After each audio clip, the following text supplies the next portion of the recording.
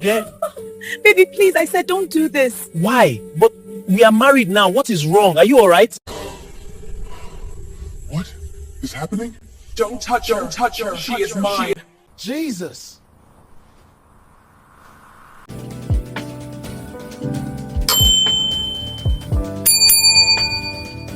Daniel was a calm young man living in Lagos, working in a tech company.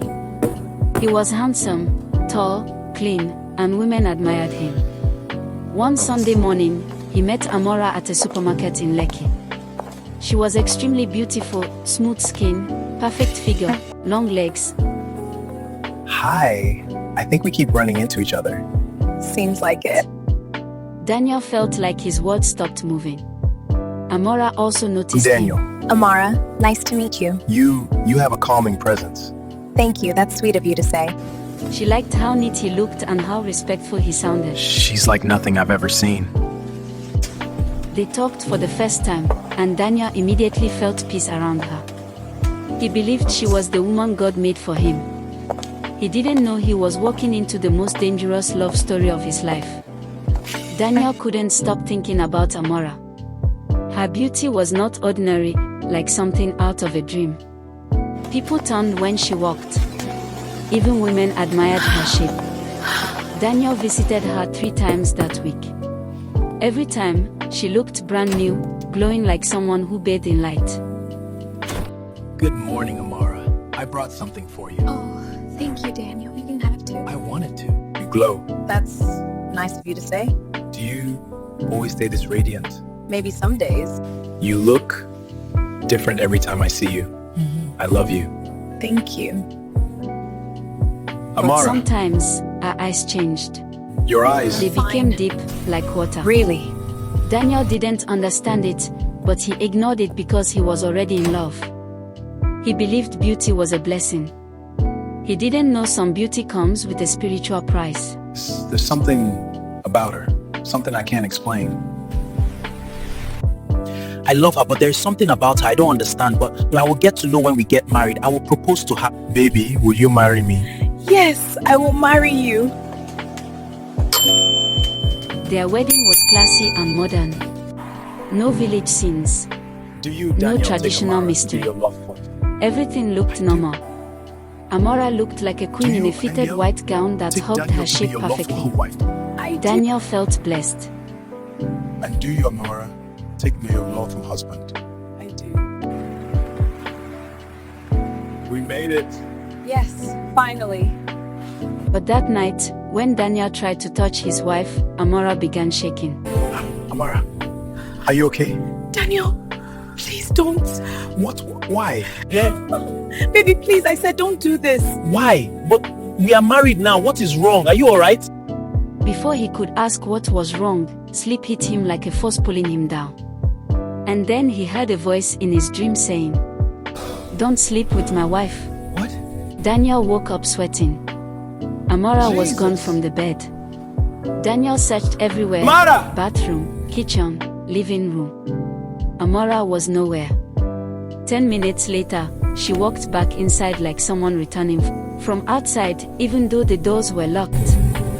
Daniel asked, "Where did you go?" She only said, "I don't know. I think I sleepwalked." Daniel wanted to believe her. But something inside him whispered, "You just married a mystery." Daniel didn't sleep again that night. Anytime he closed his eyes, he heard the same deep, cold voice saying, "Don't touch my wife. She is mine." He sat up on the bed, breathing fast. Amara lay quietly beside him, looking innocent and peaceful. But Daniel felt something strange in the room, like the air was watching him. He wanted to hold his wife, to feel close to her, but his body became weak, like invisible hands pushed him back. Around 3 a.m., he dozed off. In his dream, he saw a tall man standing inside the ocean. The man's face looked human, but his lower body was a shiny silver tail like a fish. The eyes were glowing white. The man pointed at Daniel and said, "You married my wife. Leave her alone." Daniel woke up shouting. The next morning, Daniel felt pain in his chest like someone punched him. He tried to walk but his legs were weak. When he looked in the mirror, he saw long scratch marks across his back, marks he didn't have the night before. He asked Amara what happened. She looked shocked and confused. "Daniel, who did this to you?" she asked, her hands shaking. "I don't know," he whispered. I think something attacked me in my sleep." Amara suddenly looked scared, but there was another emotion inside her eyes, guilt. She walked away slowly, like she was hiding something she wasn't ready to say. Daniel was now sure this marriage had a spiritual issue. But he was too deep in love to leave. That night, Daniel pretended to sleep. He closed his eyes halfway and remained still. Around 1:27 a.m., he heard Amara stand up. Her footsteps were soft, almost floating. She walked toward the bedroom door, but she didn't open it. She passed through it. Her body moved through the door like smoke. Daniel's heart almost stopped. He jumped from the bed, ran to the door, and opened it, but she was gone. The whole house was silent. The compound was empty. There was no way she left physically, the gate was locked. 30 minutes later, she came back the same way she left, through the door, like she wasn't human. Daniel became afraid of sleeping.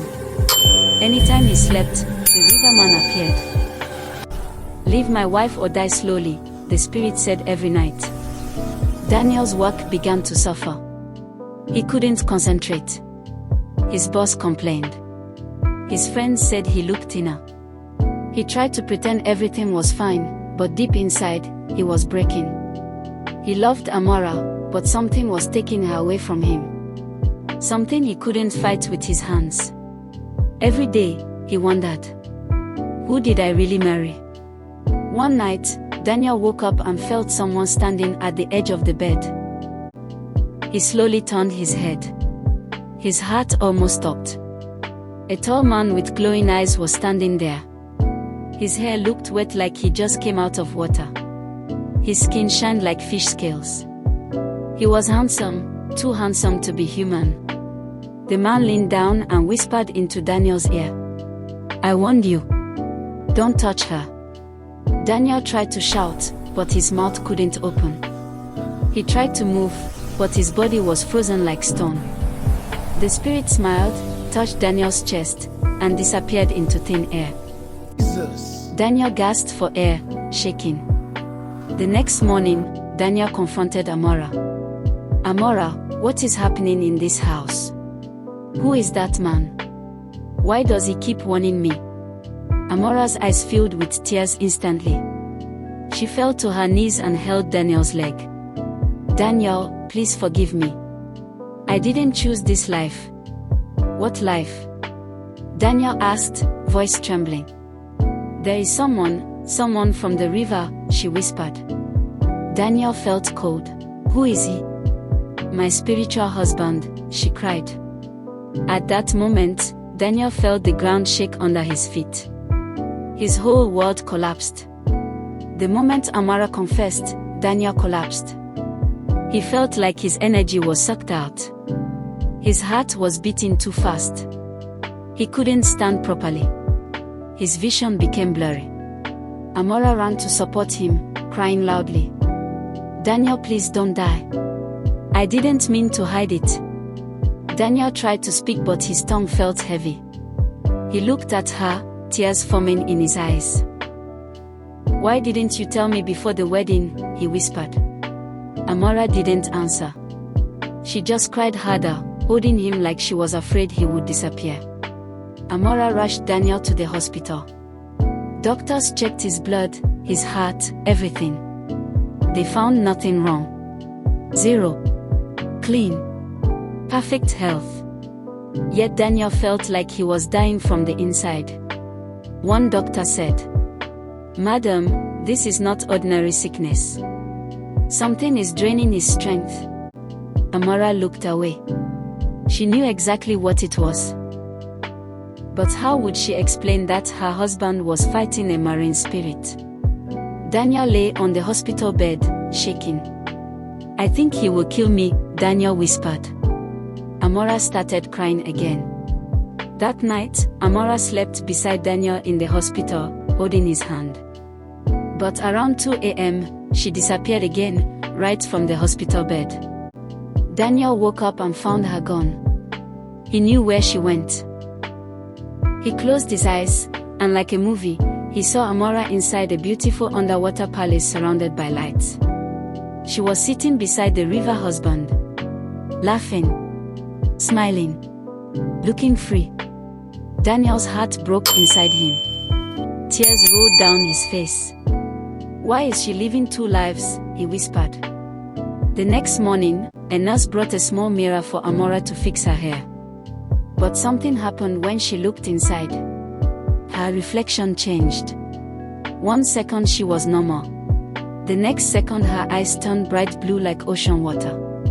Daniel saw it. The nurse saw it.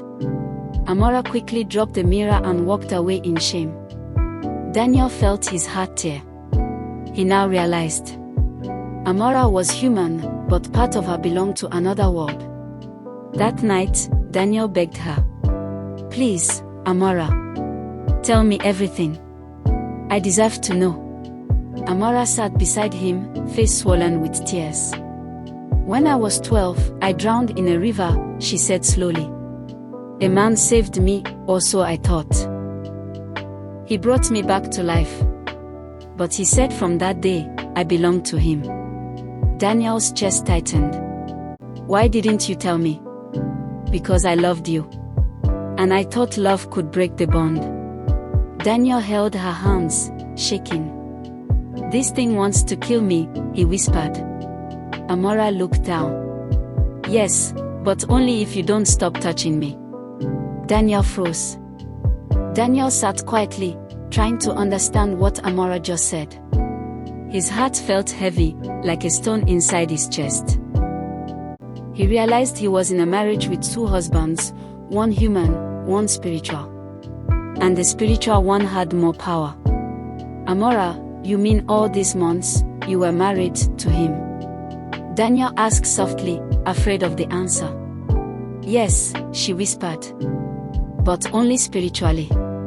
I tried to escape. I tried to live a normal life. But when you married me, he became angry. He said you stole his wife." Daniel looked away, his eyes filled with pain. "So I married a woman with another husband I can't fight." Amara slowly touched his hand. "I didn't choose him, Daniel. I chose you. That's why he wants you gone." Daniel felt like crying. His marriage was a battlefield he didn't sign up for. Daniel could have walked away. Any other man would have run. But he looked at Amara's beautiful face, the tears, the fear, the shame, and something inside him said, "Don't abandon her." "No," Daniel said finally. "I won't leave you. I won't let some spirit steal the woman I love." Amara gasped.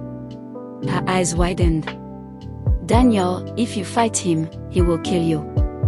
Daniel shook his head. "If I run, I will lose you. I can't do that." Amara started crying again, holding him tightly. Daniel stroked her hair gently, even though his body was weak. He didn't have money like before, he didn't have strength, but he still had love. Some love stories are dangerous. Some love stories are spiritual. But Daniel wasn't giving up, not yet. That night in the hospital, Daniel refused to sleep. He stayed awake, watching Amara breathe, watching the shadows move around the room. The lights flickered, and the temperature dropped suddenly. Daniel knew he wasn't alone. A deep voice echoed in the room. "This is your last warning." Daniel stood up even though his legs were trembling. "Leave my marriage alone," he shouted. The walls shook. The windows rattled. The room turned cold like someone opened a freezer. Amara started twisting in her sleep, crying out like she was drowning. Daniel held her hand tightly. "You can't have her," he yelled again. The voice replied, She is mine. Then silence. Daniel knew the war had just started. The next day, Daniel sat outside the hospital trying to breathe fresh air. Suddenly, an old woman with gray hair stopped in front of him. Her eyes were pure white, no pupils. She looked straight at him and said, "Your wife belongs to the water kingdom." Daniel's heart jumped. "Who are you? How do you know?" The woman smiled sadly. "I was once like her. I escaped. But not every woman returns alive." Daniel swallowed hard.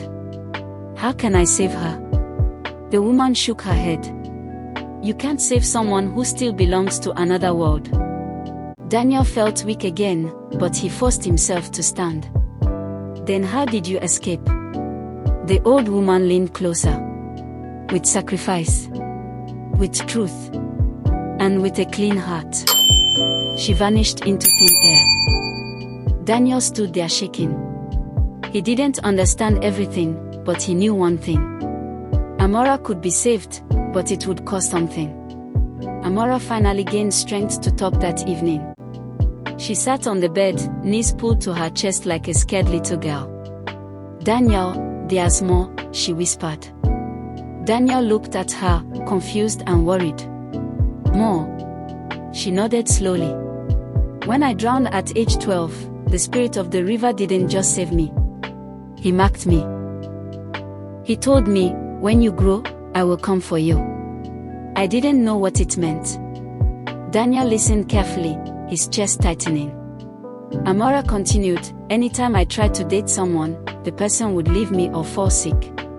When you didn't fall sick at first, I thought maybe you were strong enough. I thought maybe God gave me another chance." Daniel moved closer, holding her hand. "Amara, listen to me. We will fight this together." Amara shook her head. "No, Daniel. He won't just kill you. He will make me watch." Her words sliced Daniel's heart. But he didn't pull away. He held her tighter. And the night grew darker. Daniel finally slept around 4 a.m. out of tiredness. But instead of rest, he entered a world that felt realer than real life. He stood inside a deep ocean, a massive palace of shimmering blue light. The water didn't cover him, it held him like air. In front of him, the river husband sat on a golden throne made of shells and glowing stones. His face was perfect, almost inhumanly handsome, and his voice echoed through the water. "You don't listen," he said coldly. "So now, you must watch." Suddenly, Amara appeared beside him, but she wore a beautiful blue gown that flowed like water. Her eyes were deep sea blue. She looked like she belonged there. Daniel cried out, "Amara. No, don't stay." But Amara didn't answer. She only whispered, "I can't leave." Daniel woke up screaming her name.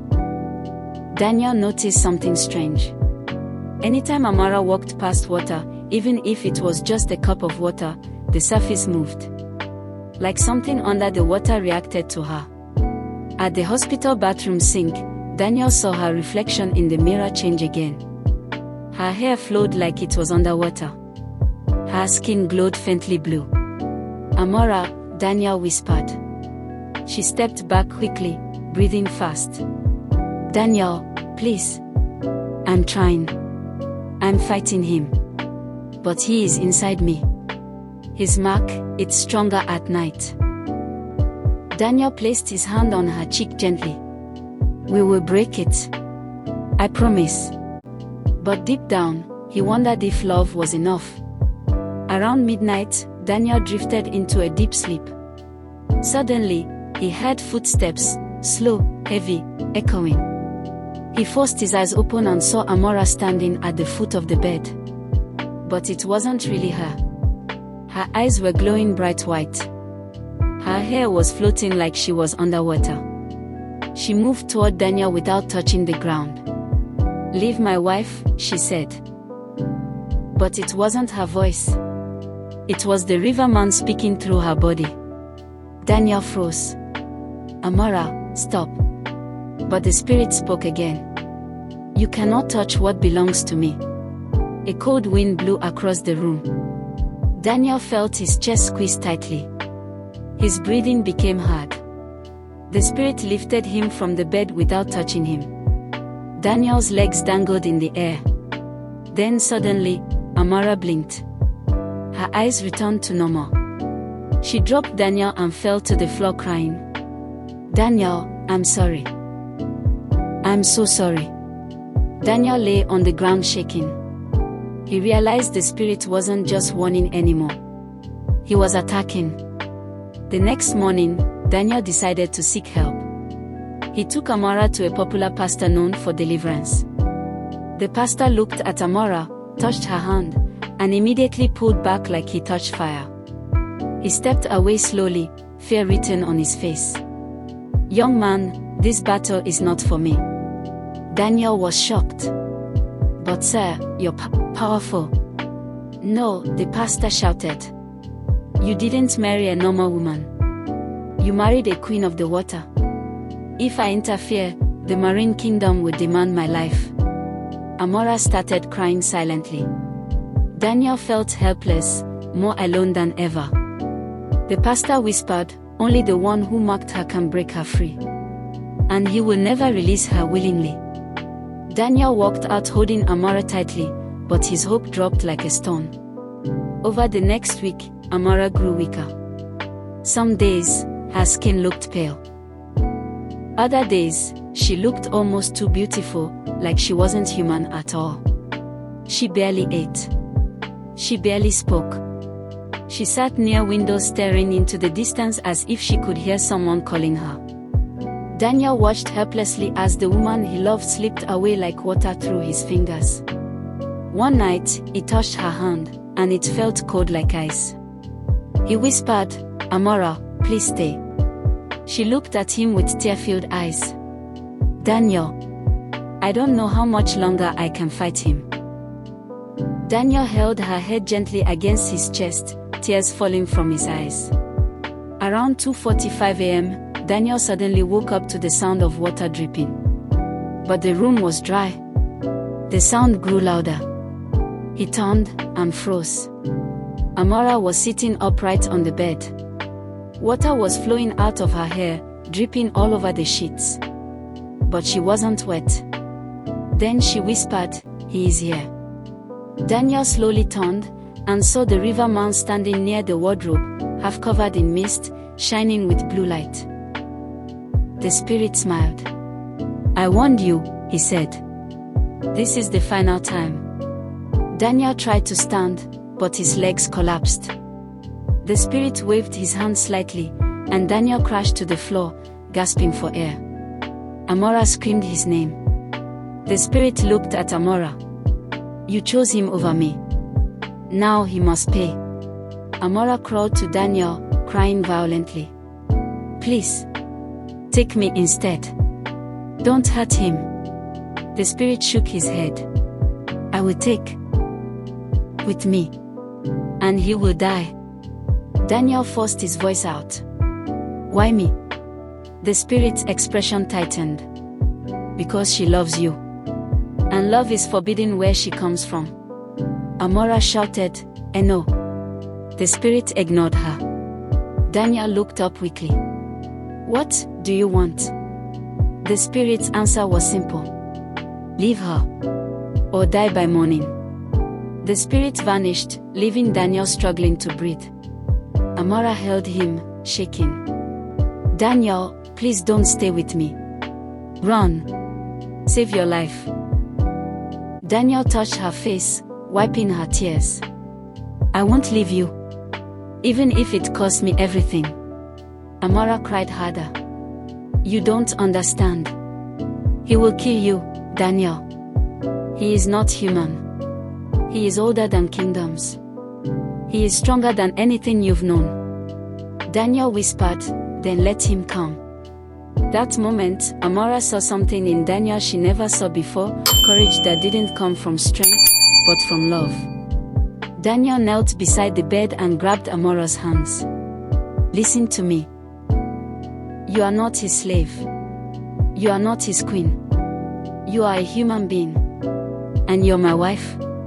Amara shook her head. I don't belong to this world. You belong to me, Daniel whispered. And I belong to you. Amara began to glow faintly blue again.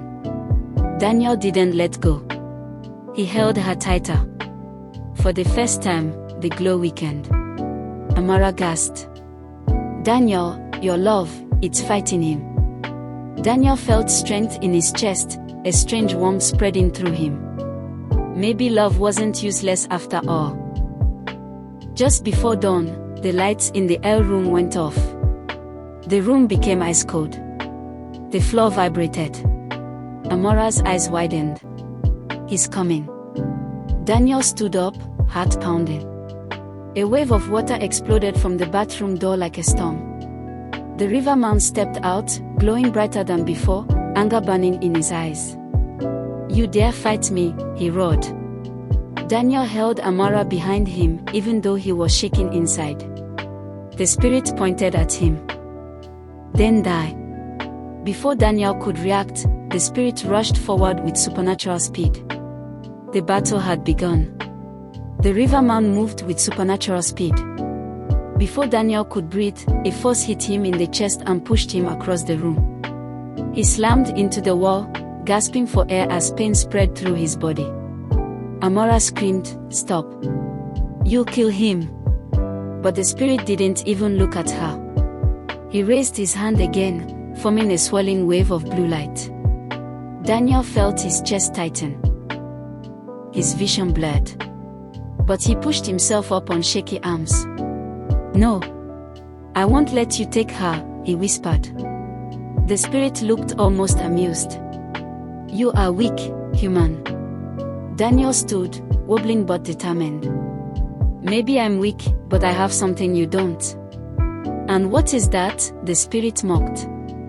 Daniel pointed at Amara. Love. The spirit's eyes flickered with anger. Before the spirit could attack again, Amara ran forward and placed herself between them.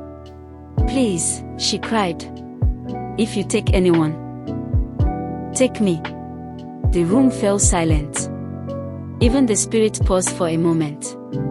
Daniel grabbed her arm. Amara, no. She turned to him with shaking hands. Daniel, I can't watch him hurt you. I would rather go back to the water kingdom than let you die.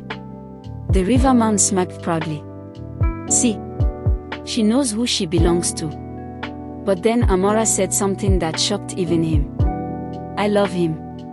The spirit's face hardened. The lights flickered violently.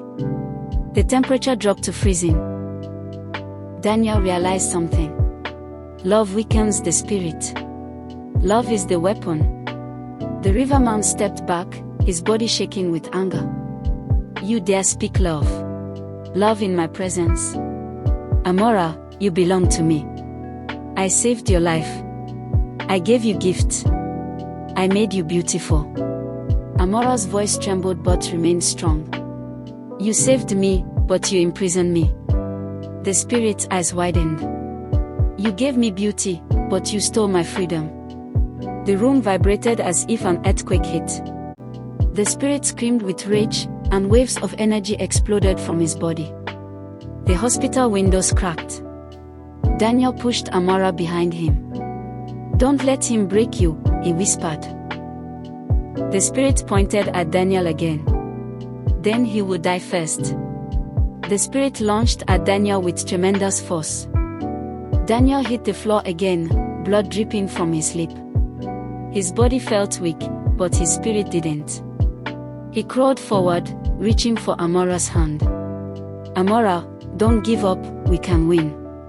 Amara knelt beside him, holding his face, crying.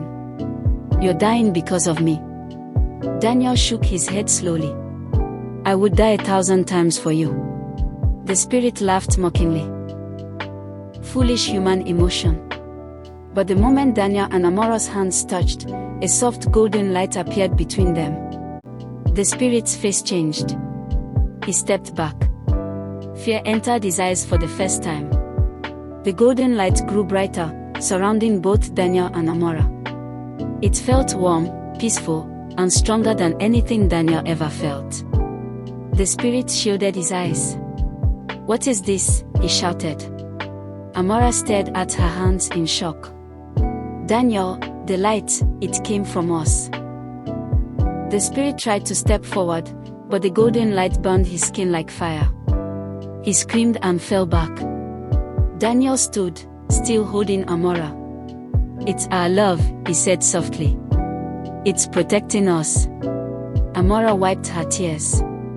Maybe this is the only thing stronger than him."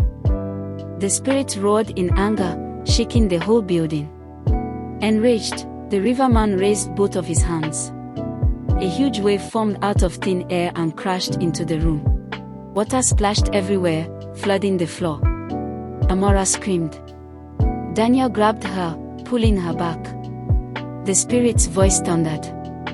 "You cannot defeat me. I command the ocean." He summoned more water, swirling storms, blue energy, rushing waves. The entire room became a battlefield of water and light.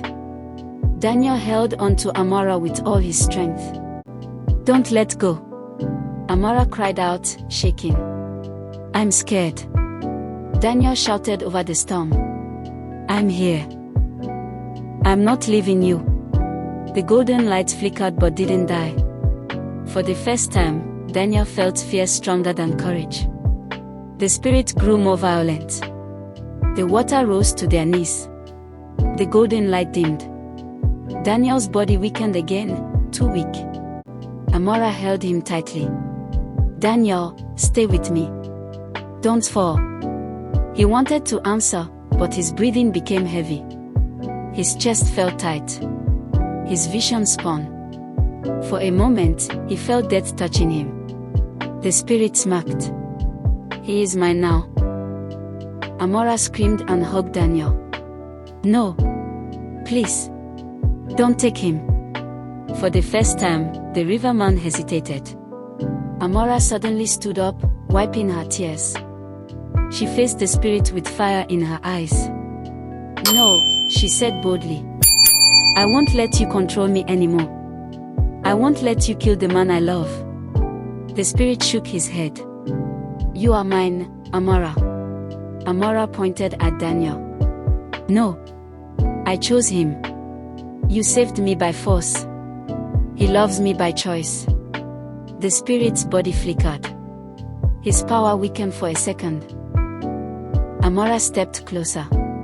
"I am not your wife. I am not your queen. I am not your prisoner." The spirit growled. "How dare you speak against me?" But Amara didn't stop. "For years, you made me live two lives. You made me fear marriage. You almost killed the only man who truly cared for me." She took Daniel's hand. "And I choose him." The golden light exploded again, brighter than ever. The riverman screamed in pain. In pain as the golden light spread across the room. The walls shook. The water boiled. His once powerful body flickered like a dying flame. "No," he shouted. "Love is not stronger than me." But the golden light grew brighter and brighter until it pushed him backwards. Amara held Daniel tighter. Daniel whispered weakly, "I'm here. I'm not letting go." The spirit staggered, unable to stand straight. What is this power?" Amara shouted back. "Something you will never have, true love." The spirit screamed again, this time in fear. Finally, a huge burst of golden light shot outward. The riverman covered his face, screaming loudly. The walls cracked. The windows shattered. The water evaporated instantly. The spirit disappeared into a cloud of blue smoke, fading slowly. Then silence.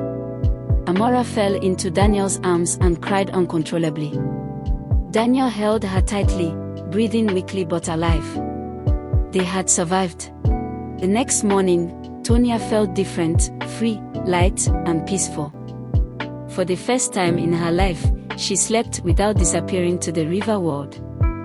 Daniel made her tea, holding her waist as she leaned on him. Her skin looked brighter, her eyes clearer, and she looked even more beautiful than before.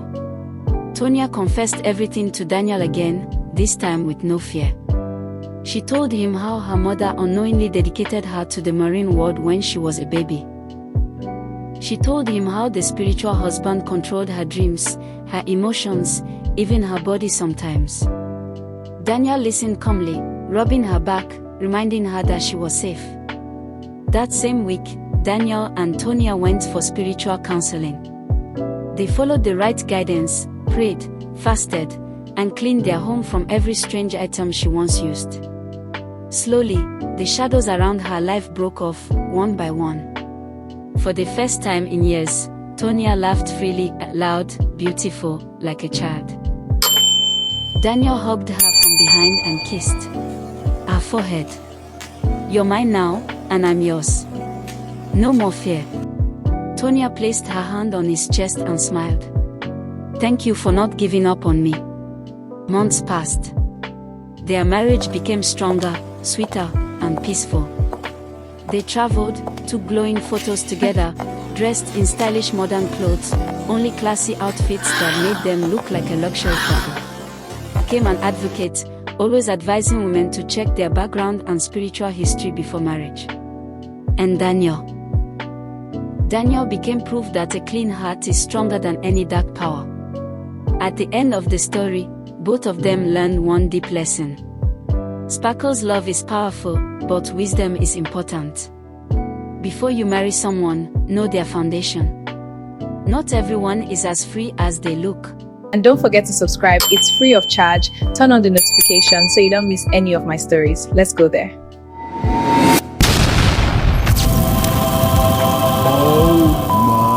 Oh my God.